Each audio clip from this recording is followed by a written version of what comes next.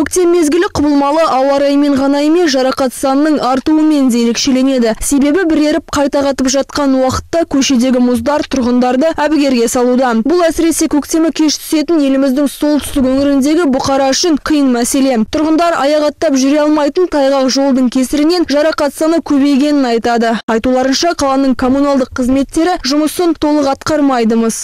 Ну, конечно, скользко. Ну, что, видите же вообще. Где же они нас устраивают? А? Да нет, конечно. Постоянно, вон, посмотрите, скользко. Может упасть, повредиться.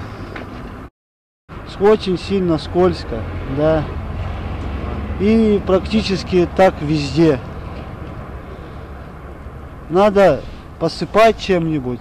Наши службы не работают. Не видели, что сыпят? Ни разу не видел. Ни разу. Тайғақ жолдың кесірінен жарақат алушылардың саны артқанын мамандар да растады. Сөздеріне сенсек, соңғы 3 күнде ғана көшеде жарақат алғандардың саны 200 адамнан асып жығылған.